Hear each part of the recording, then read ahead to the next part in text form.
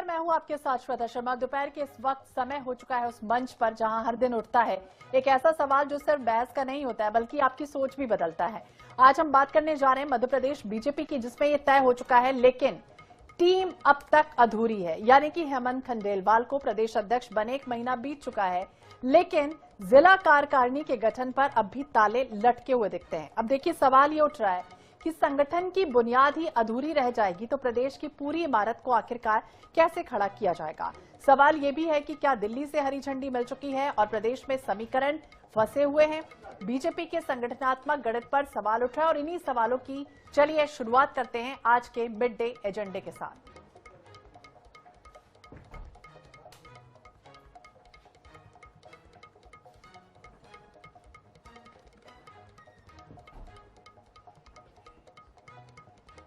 तो कई पुराने नाम कटेंगे या क्या फाइनल होगा, फिलहाल देखना होगा। लेकिन ये कहा जा रहा है कि अक्टूबर तक ऐलान होगा। मध्य प्रदेश बीजेपी की कार्यकारिणी में फिलहाल अगर देखिए तो 7 सांसद हैं, 6 विधायक हैं और 1 कैबिनेट मंत्री शामिल है। अब देखिए, माना यह भी जा रहा है कि क्या इनके जगह पर नए चेहरों को मौका दिया जाएगा। चूंकि बीजेपी युवा मोर्चा, बीजेपी महिला मोर्चा और बीजेपी किसान मोर्चा के अध्यक्ष क्या बदले जाएंगे।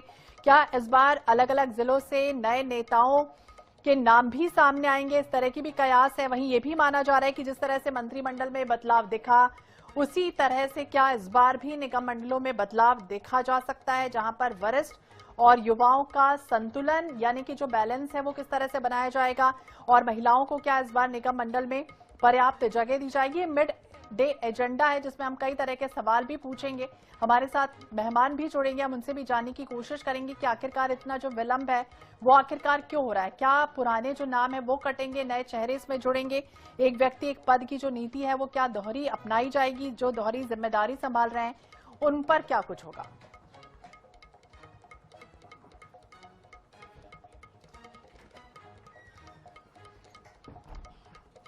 तो कप्तान तैयार है, टीम का बस इंतजार है और अब देखना होगा क्या कुछ होता है। इसी विषय पर हम खासतौर से बातचीत करेंगे क्योंकि मध्य प्रदेश में भारतीय जनता पार्टी को सभी जिला अध्यक्षों के साथ राज्य अध्यक्ष जो है वो भी मिल चुका है। हमारे साथ खास मेहमान, हमारे साथ खास पैनल जुड़ चुका है। हमारे साथ डॉक्टर वाणी आलूवालिया जी हैं, बीजेपी की प्रवक्ता है। डॉक्टर वाणी जी, बहुत बहुत स्वागत है आपका INH 24/7 पर। अंबिका शर्मा जी हमारे साथ है, प्रदेश की प्रवक्ता है कांग्रेस की। अंबिका जी, आपका भी बहुत बहुत स्वागत है।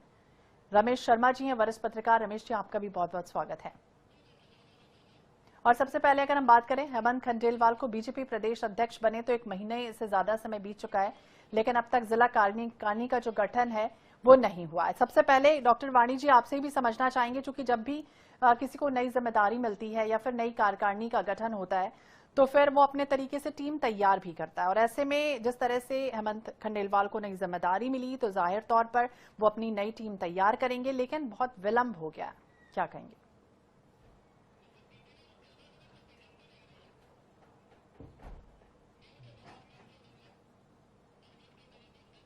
अनम्यूट कर लीजिए डॉक्टर वाणी जी। जी, INH के श्रोताओं को प्रणाम करती हूँ। रमेश जी, कांग्रेस प्रवक्ता, और आपको मैं सबको नमस्कार करती हूँ। देखिए, एक चीज तो बहुत स्पष्ट है, हेमंत खंडेलवाल जो बैतूल के विधायक हैं, इसके पहले भी बहुत जिम्मेदारी के पदों पर रहे हैं, अनुभवी नेता हैं और अध्यक्ष के पद को संभालने के बाद भारतीय जनता पार्टी जो कि कैडर बेस्ड पार्टी है वो प्रत्येक जिले में जाकर संवाद एक स्थापित कर रहे हैं। सारे कार्यकर्ताओं के साथ रूबरू मिलते हुए, एक एक कार्यकर्ता के साथ समन्वय बिठाते हुए पूरी जिला कार्यकारिणी ताकि बनते हुए एक संवाद की प्रक्रिया बनी रहे। ये एक कैडर बेस्ड पार्टी है और बहुत जिम्मेदारी से मैं आपको कह रही हूं कि आपने एक वाक्य का उपयोग किया, बहुत विलंब हो रहा है क्योंकि 1 महीने हो गया है। तो मैं आपको ध्यान दिला दूं, आप काबिल एंकर हैं एक बहुत बड़े टीवी चैनल की, पर कांग्रेस को 2.5 साल लग गए, 2 साल से ऊपर जित्तू पटवारी अपने एड़ियां घिसते गए और अब जब उन्होंने कार्यकारिणी अपनी घोषित की है, जिला अध्यक्षों को घोषणा की है तो घमासान छिड़ गई है। आज तो सक्सेना जी गांधी जी के मूर्ति के नीचे खड़े होकर अपना विरोध पर प्रदर्शन कर रहे हैं। तो ऐसी कार्यकारिणी जिसके लिए 2.5 साल जित्तू पटवारी घिस गए, पिट गए, अपने आका के सामने जाके मुझे लगता है नतमस्तक होते रहे, परंतु ऐसी कार्यकारिणी जो उपयोग की ना हो, जिसने पूरे कांग्रेस को बांट दिया हो, गुटों में तोड़ दिया हो, और कुछ लोगों को तो घर बिठाया है जित्तू पटवारी जी ने, और वरिष्ठों को भी आप देख लीजिए ना, आपको स्पष्ट है भारतीय जनता पार्टी जब अपनी कार्यकारिणी की घोषणा करेगी, चाहे वो प्रदेश स्तर की हो चाहे जिले स्तर की, उसे एक अनुशासित तरीके से करेगी, उसे कार्यकर्ता की काबिलियत के बतौर करेगी। और हमारा जी, चूंकि डॉक्टर वाणी जी जिक्र कर रही थी कि अभी तक बहुत विलंब हो गया, उसका ही जवाब है डॉक्टर वाणी जी, क्योंकि अगर मध्य प्रदेश बीजेपी संगठन को देखें तो काफी बेहतर माना जाता है, योग्यतापूर्ण माना जाता है, और संगठन का इतिहास भी रहा है कि वो सबसे पहले और जल्द से जल्द कार्यकारिणी का गठन करता है। फिलहाल पिछले बार हमने देखा था 3 महीने का विलंब लगाता है, चूंकि हम आपसे और चर्चा करेंगे। हमारे साथ अंबिका शर्मा जी भी जुड़े। अंबिका जी, आपसे भी समझना चाहेंगे कि आखिरकार इतना विलंब जो है वो क्यों लगता है कांग्रेस को कि हो रहा है, क्योंकि बार बार कांग्रेस ये भी आरोप लगाती रही है कि इतना टाइम हो गया और अभी तक कार्यकारिणी का गठन नहीं हो पाया। जी नमस्कार श्वेता जी, बड़ी विनम्रता पूर्वक हम आपको बताना चाहते हैं, हमारी बहन वाणी अहलूवालिया बहुत विद्वान प्रवक्ता हैं, उनको अच्छी तरह से ये बात जानकारी में है कि बड़े लंबे इंतजार के बाद तो उनके प्रदेश अध्यक्ष की ताजपोशी हुई और पर्ची वाले प्रदेश अध्यक्ष बने, जैसे पर्ची वाले मुख्यमंत्री जी बने थे, इसी प्रकार पर्ची वाले इनके प्रदेश अध्यक्ष बने थे। अब इनके यहाँ सर फटौल हो रही है अंदर ही अंदर, क्योंकि तमाम इनके यहाँ घटक हैं, तमाम गुट हैं, तमाम कबीलों में बटी हुई भारतीय जनता पार्टी है।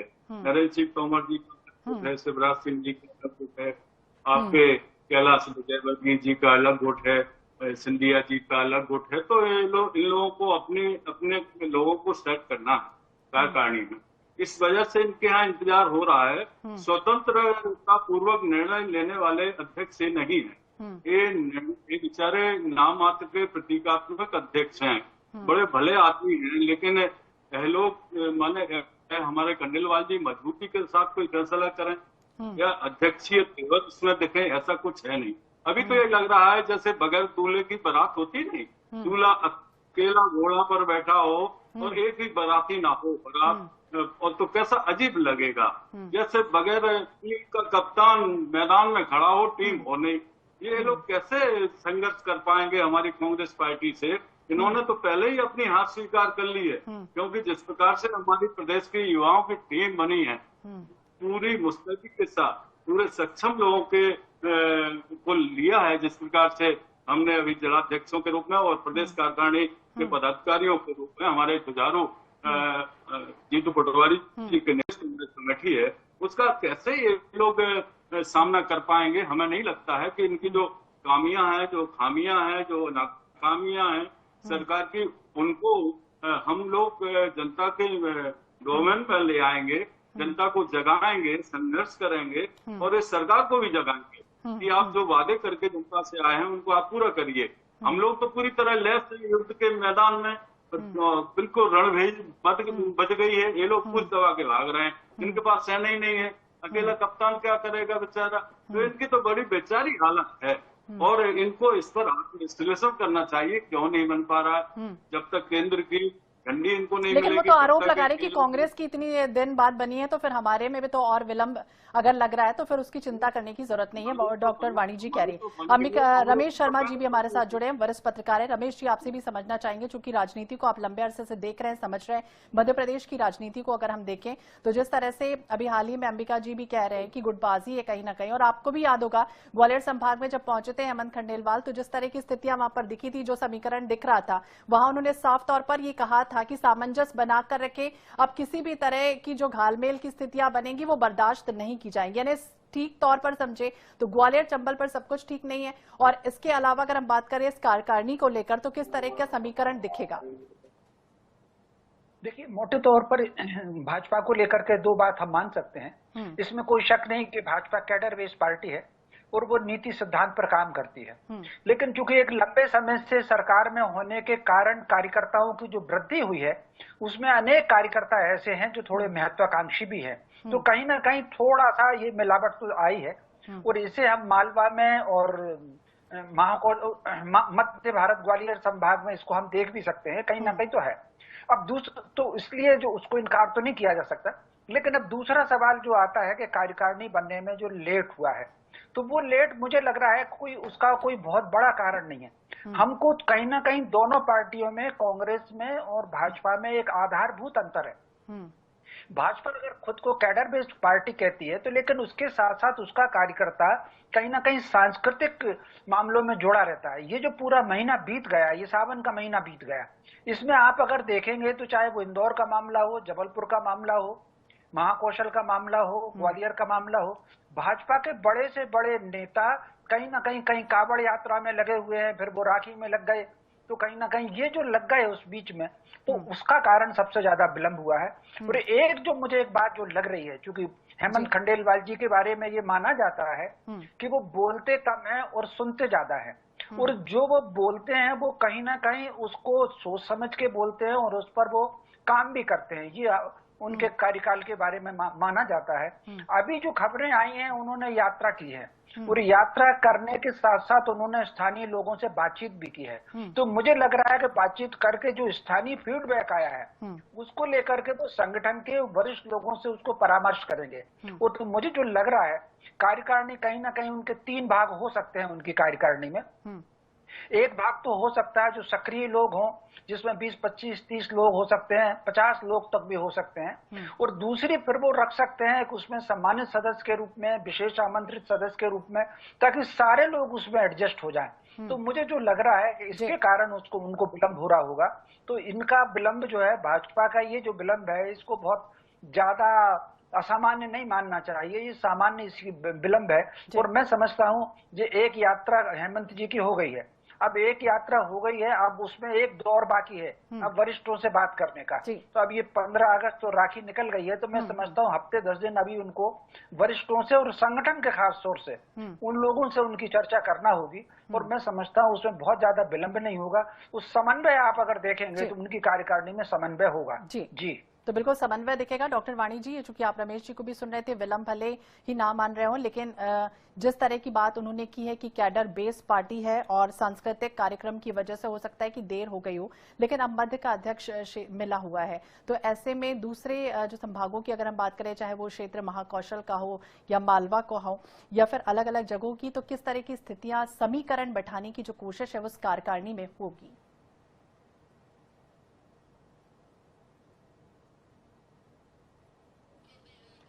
फिर से डॉक्टर वाणी जी आपका म्यूट हो गया है। जैसे रमेश भाई साहब ने अभी चर्चा में कहा कि हम एक कैडर बेस्ड पार्टी, तो जहां हमारे पास हर कार्य के लिए कार्यकर्ता है, वहां हर कार्यकर्ता के लिए भी उचित कार्य है, और हम उसी अनुशासित तरीके से चाहे कार्यकारिणी गठन करना है, चाहे हमें विस्तार करना है, जो भी है एक योजनाबद्ध तरीके से हम आगे बढ़ेंगे।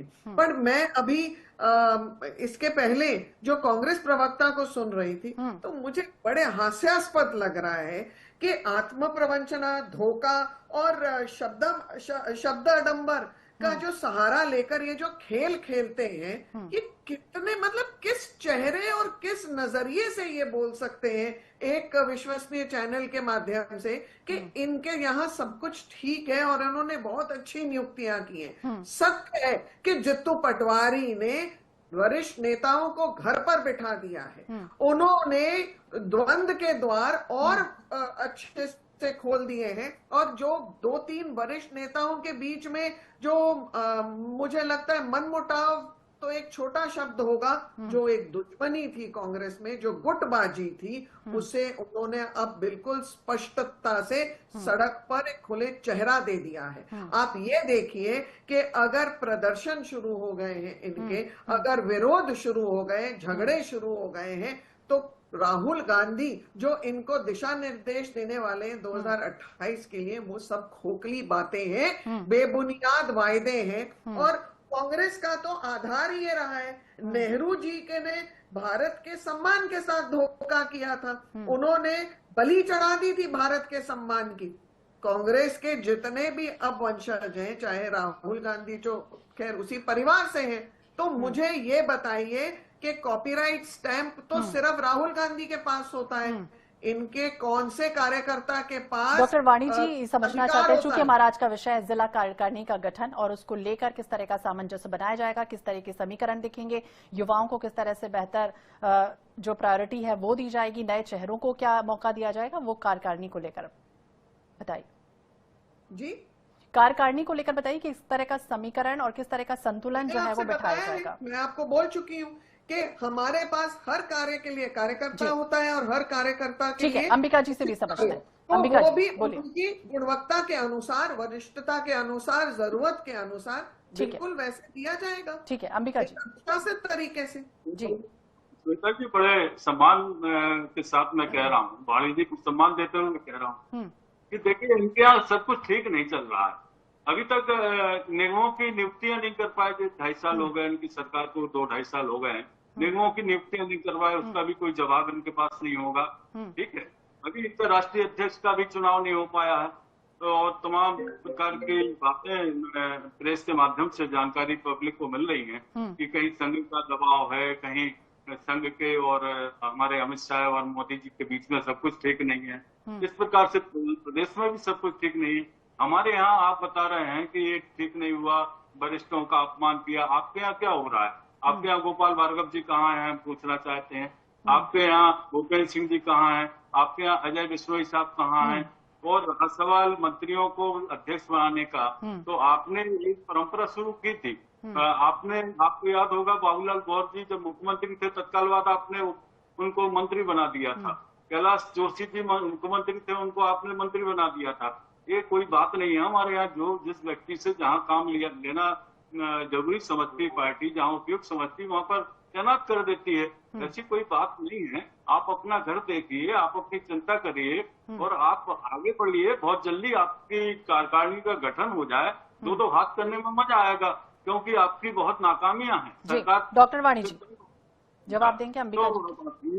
हमें ऐसा लगता है कि आप तो एक चीज बहुत स्पष्ट बता दूं कि आप लोग जब आप लोगों ने जितना काम किया 70 वर्षों में, आपके और आपके प्रधानमंत्रियों ने, आपको संतोष हो सकता है, पर जनता को नहीं था। जनता को भाजपा पे 2014 के बाद निरंतर विश्वास बढ़ता गया है और उसी विश्वास के नाते हम हमारे कार्यकारिणी भी गठित करते हैं, हम हमारे नेताएं और हमारी समितियां भी बनाते हैं और हम उसी विश्वास के नाते हम अब अपनी विचारधारा का विस्तार करते हैं। मैं इस चैनल के माध्यम से बहुत स्पष्टता से, गंभीरता से और जिम्मेदारी से आपके साथ ये कह रही हूं कि कांग्रेस इतनी बेबुनियाद और बिना कोई विजन के ये जो कार्यप्रणाली चल रही है, निश्चित रूप से आने वाला जो 28 आने वाला जो वक्त होगा, डॉक्टर वाणी जी ये भी महीना, समझना चाहेंगे किस तरह का बैलेंस बनाया जाएगा। क्या महिलाओं को भी निगम मंडल में जगह मिलेगी?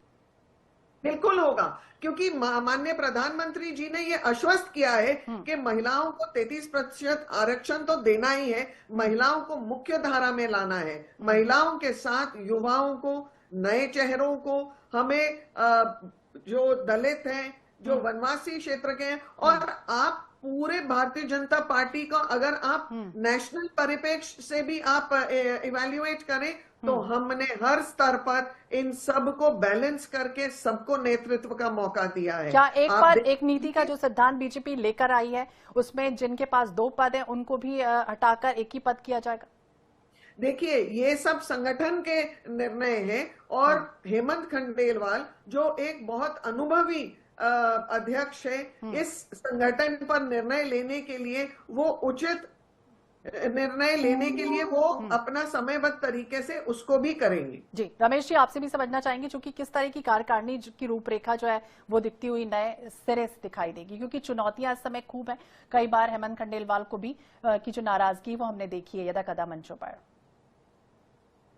देखिए, मोटे तौर पर जैसे कि मैंने पहले 3 उसके पार्ट बताए हैं, आपने जो वाणी जी से पूछा था, मैं अपने अनुमान के आधार पर कहता हूं कि एक व्यक्ति एक पद एकदम 100% तो इस पर लागू नहीं होगा, लेकिन मान करके चलिए कि 90% इस पर लागू होगा। मुश्किल से 8 से 10% नियुक्तियां होंगी, जो हो सकता है एक व्यक्ति के पास 2 पद आ जाएं। एक बात। दूसरा, मेरे अनुमान से मुझे जो लग रहा है कि लगभग 50% लोग, 50 से 60% लोग नए चेहरे होंगे, और जो अभी पदाधिकारी हैं उन पदाधिकारियों को मुश्किल से 40% के आसपास वो रिपीट होंगे। और उसका एक कारण है, कुछ पदाधिकारी अभी ऐसे हैं जो सक्रिय भी हैं, और उनकी सक्रियता रहना उसमें बहुत आवश्यक है। ये अलग बात है कि उनकी सक्रियता भले ही चाहे प्रमुख पद के रूप में ना हो या उनको कहीं साइड पर रख करके हो, लेकिन उनकी सक्रियता तो रूप में रहेगी ही। तो इस कार्यकारिणी को अगर हम देखेंगे तो मान करके चलिए कि इसमें 60% नए चेहरे होंगे। दूसरी एक बात आती है महिलाओं की। आमतौर पर भाजपा महिलाओं को 33% की 30% की बात कहती है, लेकिन फिर भी मुझे लग रहा है कि महिलाएं कम से कम 25% से कम नहीं होंगी, और उसमें कुछ चेहरे हो सकता है, कुछ राज्यसभा की एक आध महिला को इसमें ले लिया जाए, ये भी हो सकता है। और फिर जो महामंत्री पे अगर आप देखेंगे तो मुझे लग रहा है कि महामंत्री में कहीं ना कहीं जाति का समीकरण भी पूरा होगा, कि किन किन ओबीसी से भी एक आध हो सकता है, वंचित वर्ग से भी एक आध हो सकता है, सामान्य समाज से भी एक आध हो सकता है। तो मैं समझता हूँ जो महामंत्रियों का है और उपाध्यक्ष का है, इन 2 स्थानों पर कहीं ना कहीं जातिगत समन्वय भी होगा और क्षेत्रगत समन्वय भी होगा कि किस क्षेत्र से हमको लिया जाए। बुंदेलखंड से अगर कोई होगा तो फिर ये क्षेत्र का समन्वय, जाति का समन्वय, आयु का समन्वय, ये मुझे इसमें नई कार्यकारिणी का मुझे अनुमान है, और नए चेहरों को मौका तो मिलेगा। नए चेहरों को भी मौका मिलेगा। रमेश जी कह रहे हैं मालवा हो, महाकौशल हो, बुंदेलखंड हो, इसका खास ध्यान रखा जाएगा। अंबिका जी, आपसे भी क्लोजिंग स्टेटमेंट, चूंकि क्षेत्रीय जातिगत समीकरण किस तरह का दिखने वाला है इस बार, और किस तरह का जो महत्व है वो इस कार्यकारिणी में दिखाई देगा। जी, क्या लगता है आपको? क्या मैं सुन नहीं पाया मैम। क्षेत्रीय और जातिगत समीकरण किस तरह से साधा जाएगा? क्या लगता है कि जो लंबे समय से सक्रिय हैं, जो अपनी दावेदारी बार बार दिखा रहे हैं, उनको मौका दिया जाएगा? जो पुराने हैं, एक्टिव नहीं हैं, उनको दरकिनार कर दिया जाएगा, लगता है आपको? निश्चित रूप से जहाँ तक हमारी पार्टी का संबंध है, हम पूरी तरह से संतुलन बनाकर चलते हैं। सारे जातीय समीकरणों को ध्यान में रखकर हम अपनी कवायद करते हैं, सबको यथोचित जिम्मेदारियां देते हैं। हमारा संगठन भारतीय जनता पार्टी नहीं जी। डॉक्टर वाणी जी, क्लोजिंग स्टेटमेंट आपका भी। हम लोग पूरी तरह से डेमोक्रेसी में विश्वास रखते हैं। सबको अपनी डेमोक्रेसी में विश्वास रखने के लिए एक रबर स्टैंप की आवश्यकता पड़ती है कांग्रेस को, जो कि राहुल गांधी के हाथ में ही होता है, और उसका अधिकार अन्य किसी को भी कांग्रेस में नहीं होता। हमारे यहाँ नहीं है। मैं आपको इतना स्पष्ट बोल दूं कि राष्ट्रवाद का चाहे आप इतिहास देख लीजिए, चाहे विचारधारा देख लीजिए, ये एक साधना है, और साधना करना कांग्रेस के लिए संभव नहीं। ठीक है डॉक्टर वाणी जी, अंत में बस चलते चलते कि कब तक हम इंतजार जो है वो खत्म हो सकता है, उम्मीद कर सकते हैं? तो बहुत जल्द इंतजार खत्म होगा। बहुत बहुत शुक्रिया आप तीनों मेहमानों का बातचीत करने के लिए, इस परिचर्चा में हिस्सा लेने के लिए। तो अब तक जिला कार्यकारिणी का गठन नहीं हुआ, लेकिन ना ही हेमंत खंडेलवाल की टीम का विस्तार हुआ। ऐसे में कई तरह के सवाल उठ रहे थे कि आखिरकार जिला कार्यकारिणी का गठन होगा या कब होगा, और इसी पर हम खासतौर से परिचर्चा कर रहे थे, और साथ में हमारे साथ मेहमान भी जुड़े थे। इसी के साथ इस बुलेटिन में फिलहाल इतना ही। बाकी अपडेट्स के लिए आप देखते रहिए INH 24/7। नमस्कार।